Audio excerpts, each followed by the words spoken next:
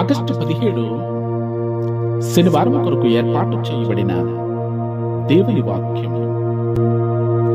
యోహానును వెంట పెట్టుకుని పోవుటకు బర్నబా ఇష్టపడెను. అయితే పౌలు వారిని వెంట పెట్టుకుని పోవుట యుక్తము కాదని తలంచెను. అపొస్తలుల కార్యముల గ్రంథము 15వ అధ్యాయము 37-38 వచనములు. అపొస్తలుల కార్యముల గ్రంథం 15వ అధ్యాయంలో అంతవరకు బర్నబా అపొస్తలుడైన పౌలు మిషనరీలుగా కలిసి పనిచేశారు.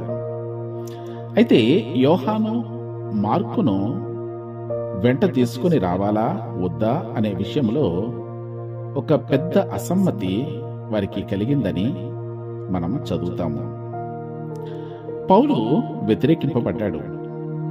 ఎందుకంటే మార్కు అంతకుముందు పంఫూలియాలో వారిని విడిచిపెట్టాడు. ఫలితంగా పౌలు మరియు బర్నబా విడిపోయారు. పౌలు సీలను మరియు బర్నబా మార్కును తీసుకుని వెళ్లారు.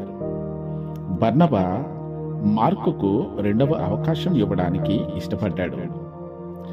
అతని ప్రోత్సాహం మిషనరీగా సేవ చేసి విజయం సాధించటంలో మార్కు సామర్థ్యానికి దోహదపడింది. అతడు మార్కు సువార్తను వ్రాయగలిగాడు. మరియు పౌలు జైలులో ఉన్నప్పుడు అతడికి ఒక ఆదరణగా కూడా ఉన్నాడు. తిమోతికి రాసిన 2వ పత్రిక 4వ అధ్యాయము 11వ వచనం. మనలో చాలా మందిమి వెనక్కి తిరిగి చూసి మన జీవితంలో మనల్ని ప్రోత్సహించిన, సహాయం చేసిన వారిని గుర్తించగలము. మీ జీవితంలో మరి ఎవరికైనా అదే విధంగా చేయమని దేవుడు మిమ్మల్ని పిలుస్తూ ఉండవచ్చు. మరి మీరు ఎవరిని ప్రోత్సహించగలరు?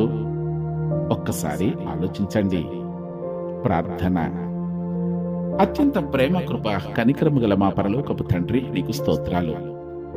గడిచిన రాత్రంతయు సుఖమైన విశ్రాంతిని మాకు అనుగ్రహించి మా జీవితాలలో నీవు మాకు దయచేసిన ఈ శ్రేష్టమైన నూతన దినమును బట్టి నీకు వందనాలు.